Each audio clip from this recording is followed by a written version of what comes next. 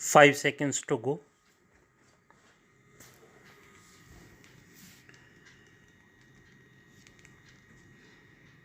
Start.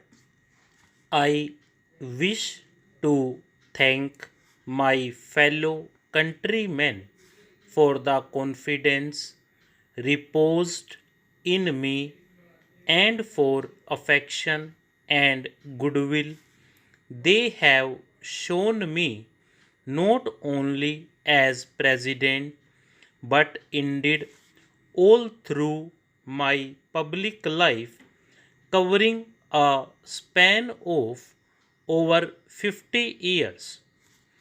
As you are all aware, during my term as president, it fell to my lot to examine and decide constitutional issues, the like of which none of my predecessors had been called upon to face.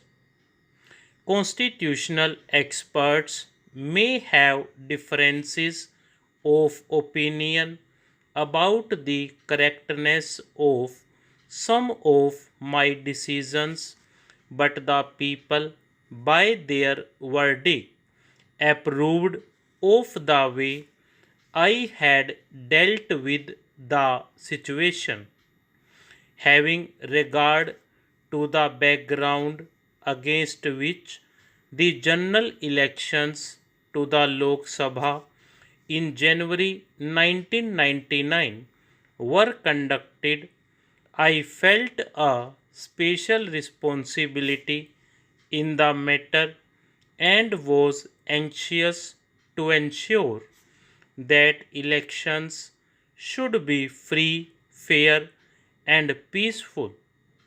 It gave me immense satisfaction that the governments at the center and in the states and administration at all levels, both in the center and in the states, ensured that the elections conducted were as free and fair as were earlier.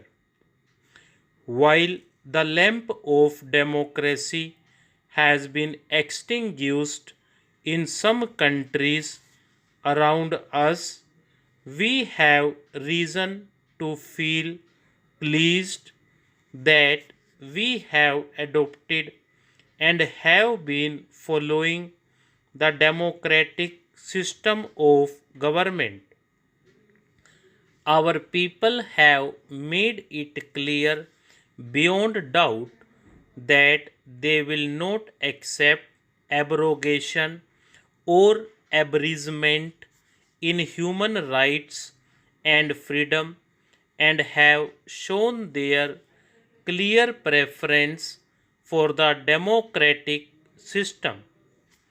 Democratic form of government is rule by reason and by persuasion. We should always endeavor to arrive at as much of consent as possible.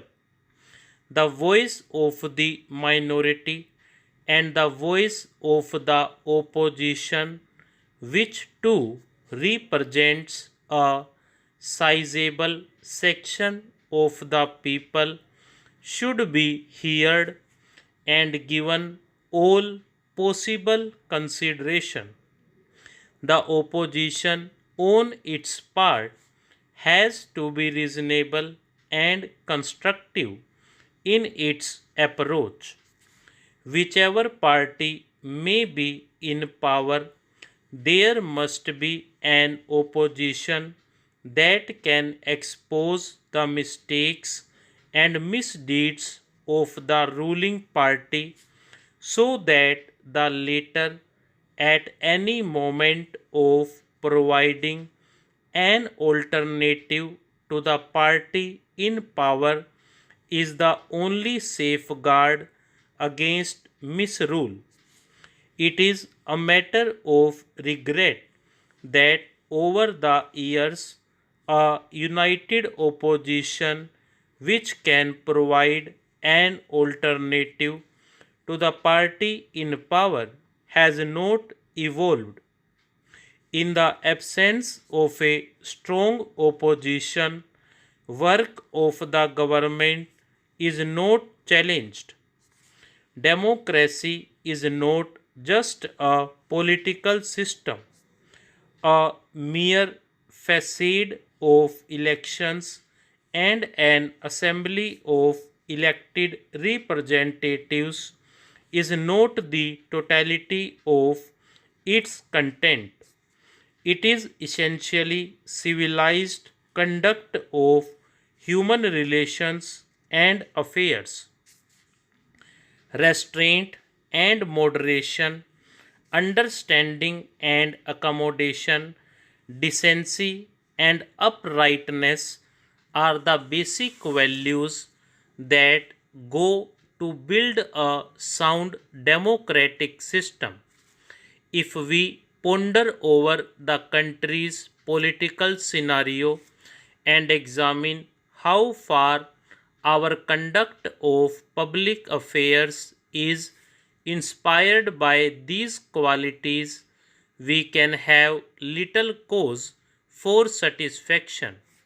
As I have said, our people have shown a clear preference for the democratic system, but if we make a mockery of it, will the public, whose disillusionment is daily growing, accept this state of affairs for long?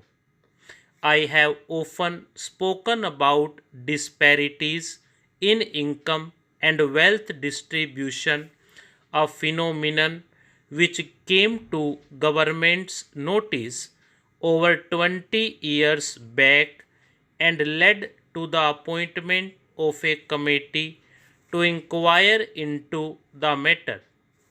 Disparities have become accentuated since then.